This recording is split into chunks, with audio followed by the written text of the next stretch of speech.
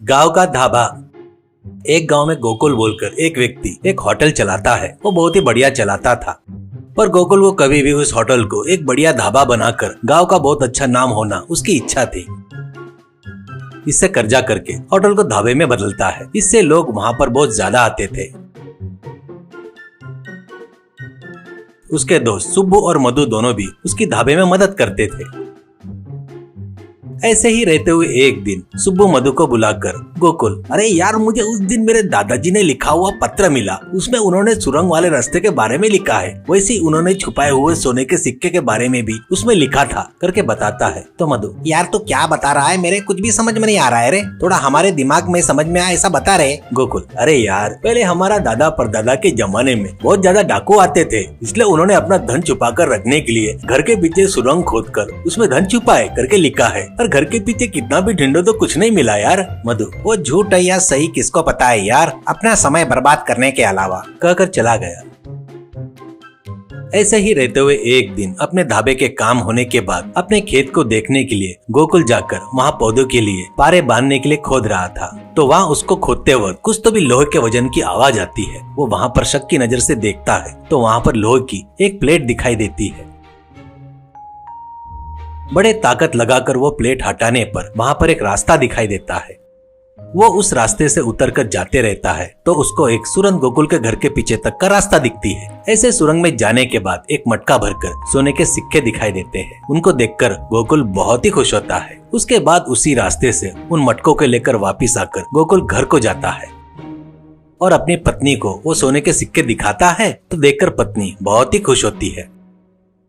ऐसे ही रहते हुए एक दिन सोने के सिक्के ले जाकर अपने ढाबे में काम कर रहे मधु लोगों को भी दिखाता है। वो देखकर वो दोनों भी बहुत खुश होते हैं। उसके बाद उनसे गोकुल, यार अब अपने ढाबे को लोग कहाँ कहाँ से ढूंढते आना, ऐसे लेवल का बनाएंगे। उसके लिए अपन शहर से अच्छे वैरायटी के सब्जी भाजी सामान हर तरह का लाकर यहाँ रखेंगे। इसके लिए रेगुलर अपने को शहर जाना पड़ेगा, ऐसा कहता है। वो बातें सुनकर मधु, यार तुम इतना क्यों तकलीफ कर रहे हो, हम दोनों है ना, हम दोनों जाकर बढ़िया क्वालिटी का सामान कहाँ से सब ढूंढ कर लाते हैं, तुम यहीं पर रखकर बढ़िया ढाबा देख लो, ऐसा कहता है। गोकुल, अरे तुम लोग जाकर पूरा सामान क्यों लाएंगे, तो तुमको क्या फायदा है रे, ऐसा कहता है। मधु, यार उन लोगों ने जितने में बेचा उनमें से थोड़ा हम हमारा फायदा निकाल कर तुमको थोड़ा सस्ते में देंगे। वैसे भी गांव में कब से किराना दुकान लगाने की सोच रहे हैं, ऐसे कहता है। तो गोकुल, अरे बढ़िया विचार आया रे, यानी अब तुम लोग भी सेटल होने के बारे में सोच रहे हो मतलब, ऐसा कहता है। तो मधुर, यार पहले लागत लगाने के लिए थोड़ा पैसा वैसा दिया तो शहर जाकर आएंगे, ऐसा कहता है।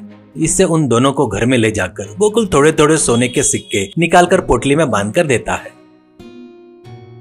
उसके बाद मधु लोग शहर जाते हैं और उन सोने के सिक्कों को बदलने के लिए सेठ के पास जाकर एक सोने का सिक्का देकर बदलकर पैसा दो कहते हैं। उसको देखकर सेठ, देखो बाबू, इस सोने के सिक्के की कीमत लगाकर देने इतना पैसा मेरे पास नहीं है, ऊपर से बहुत पुराने काल का है, बहुत ही अच्छा सोना है, कुछ देर रुको पैसा मंगवा कर देता हूँ, ऐसा कहता है। वो सुनकर दोनों आश्चर्यचकित होते हैं। उसके बाद वो लोग कुछ देर इंतजार करने के बाद सेठ पैसा मंगवा कर देता है। वो देखकर खुश होकर मधु, यार अपन कुछ तो भी सोचे रहे, लेकिन ये सिक्के मामूली नहीं है, गोकुल के पास बहुत सारे हैं, ऊपर से ये पुराना सोना ज्यादा कीमत में नहीं होगा करके बहुत सारे सिक्के दिया, इसलिए जितना हो सकता है उतना उसके पास से सोना छीनने के लिए दबाने के लिए कोशिश करेंगे, ऐसा कहता है। इससे सुब्बू भी ठीक है कहता है। उससे वो लोग सामान लेकर गोकुल के पास जाते हैं और वो सामान देखकर गोकुल बहुत ही खुश होता है। अब गोकुल से मधु, यार अपन सोचे वैसे ही हुआ रे, वो सोना बहुत पुराना है ना, इसलिए ज्यादा कीमत नहीं है, इसलिए कम सामान आया, इसलिए जहाँ तक मेरा मानना है कि जितना ज्यादा हो सके उतना सोना पैसे में बदल दिए तो अच्छा रहेगा, ऐसा कहता है। ऐसे वो दोनों मिलकर लगातार 2 बार आधे सोने के सिक्के गोकुल के अच्छाई का फायदा उठाकर दबा लेते हैं। उसके बाद अचानक गोकुल शहर जाकर सेठ के पास सोने के सिक्के बदलने जाता है। वैसे ही उन सोने के सिक्के को देखकर सेठ, अरे इससे पहले भी 2 लोग आए थे, तब बताया ये सोने के सिक्के बहुत कीमती है करके, मेरे पास उतना पैसा नहीं है रे, ऐसा कहने से मन में गोकुल, दोस्त है करके उन पर विश्वास किया तो मुझे ही धोखा देते क्या करके सोचता है। उसके बाद गांव में आने के बाद सोना लेकर भाग रहे मधु लोगों को देखकर उनके पीछे जाता है। ऐसे मधु लोग एक धर्मशाला में जाते हैं।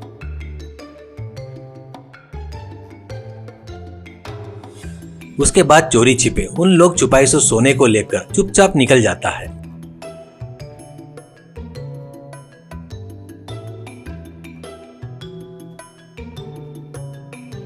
सुबह नींद से जागकर सुब्बू और मधु सोना गायब हुआ देखकर दोनों आपस में झगड़ा करके कुछ नहीं कर पाने से वापिस गोकुल के पास जाकर लागत लगाने के लिए सोना मांगते हैं। गोकुल, अरे यार पैसा कम मिल रहा है करके मेरे साले के शादी में सोना खरीदने जा रहे हैं करके बताए रहे तो नहीं मेरे पास बहुत सारे सोने के सिक्के हैं, उनको गलाकर जितना होना उतना ले लो करके पूरा दे दिया यार। अब सोने का काम हो गया ना, वो लोग कुछ ना कुछ पैसे देंगे, वो लेकर काम में लगाना होगा। उतना ही नहीं, अपने गाँव में पंत जी है ना, वो अपने ढाबे के लिए सामान सस्ते में लाकर देते बोले। अब तुमको भी शहर जाने की जरूरत नहीं है, उनको ही कॉन्ट्रैक्ट दे दिया। कहकर ढाबे में जाकर कस्टमर को बताया हुआ आइटम देने लगता है। वो सब देखकर सुब्बू से मधु, दलिद्री बोले तो यही लगता है रे, अब तो पूरी तरह जहाँ से शुरू किए थे वहीं पर आ गए। कहकर ढाबे में जाकर दोनों काम करना शुरू करते हैं।